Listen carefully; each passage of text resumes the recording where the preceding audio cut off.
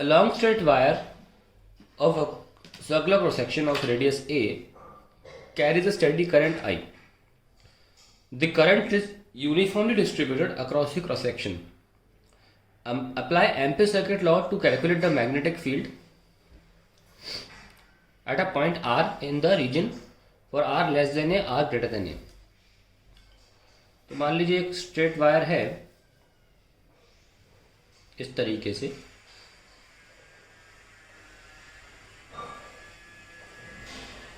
Okay, ये उसका access है। तो इसमें पूरी जगह करंट दे रखा है। ऐसे अक्सर क्या होता है, सरफेस पे करंट मान के चलते हैं हम, लेकिन इस सवाल में पूरी जगह करंट दे रखा है। ऐसे जहाँ जहाँ मैं लाइन बना रहा हूँ, मतलब पूरी क्रॉस सेक्शन पर यूनिफॉर्मली डिस्ट्रीब्यूटेड है करंट। यानी कि अगर ये क्रॉस सेक्शन एरिया ए है तो आई जो है पूरे एरिया पर है, पूरे एरिया ए पर है। यार उल्टा लिखने जाए कि ए एरिया पर आई करंट है पूरे हर जगह। अभी जब हम क्या मानते हैं, सिर्फ एक लकीर पे मानते हैं। इस बार हमें एक क्रॉस सेक्शन दे रखा, उस पूरे क्रॉस सेक्शन पर करंट है।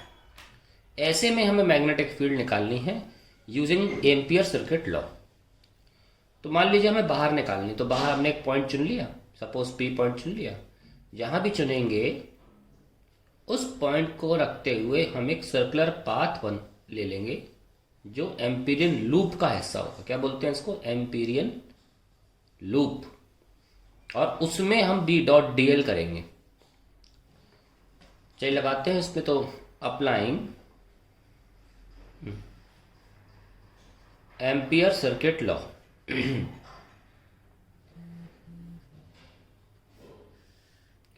For R greater than A, radius A लिया है।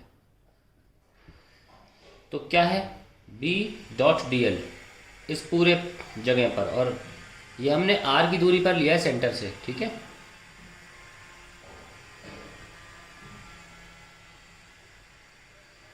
आवाज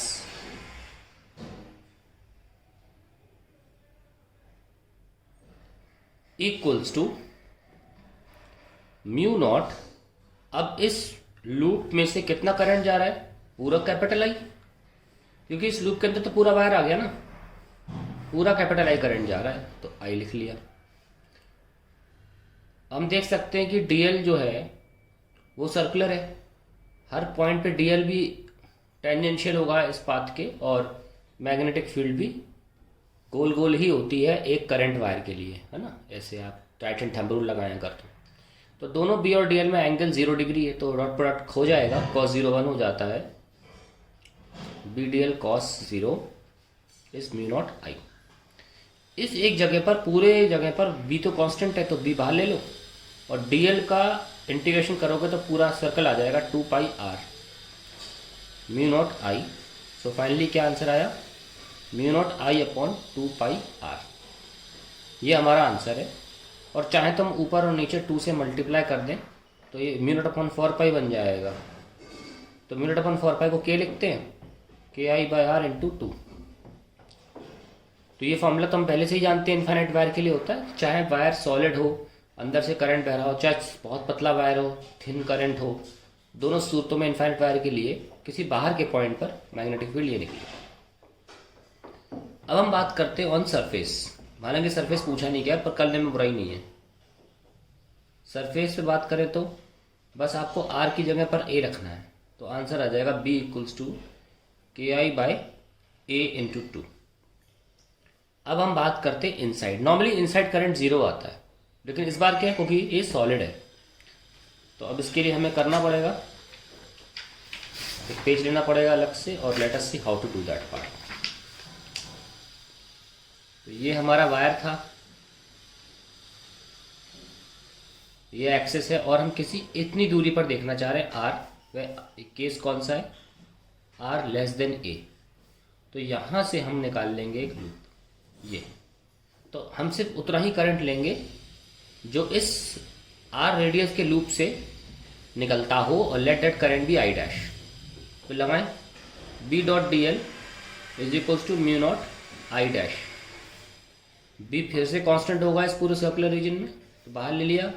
फिर से डी एल भी सर्कुलर ही है, तो cos 0 और डी एल का हो जाएगा 2 pi R. Mu naught I dash. अब आई डैश कैसे निकाला जाए? पूरे एरिया में पाई ए स्क्वायर में जो करंट निकल रहा था वो आई था। अब क्योंकि यूनिफॉर्मली डिस्ट्रीब्यूटेड था तो हम यूनिटरी मेथड लगा सकते हैं। पाई ए स्क्वायर, तो पाई आर में कितना निकलेगा? I upon pi A square into pi R square, that is I R square by A square. यहाँ रख दीजिए। B into two pi R is equals to mu naught into I R square by A square. यहाँ से यहाँ cancel कर दो तो answer आएगा mu naught upon two pi I R divided by A square. ये आपका आंसर आ गया। अब नोटिस करिए इसमें फ़र्क क्या है।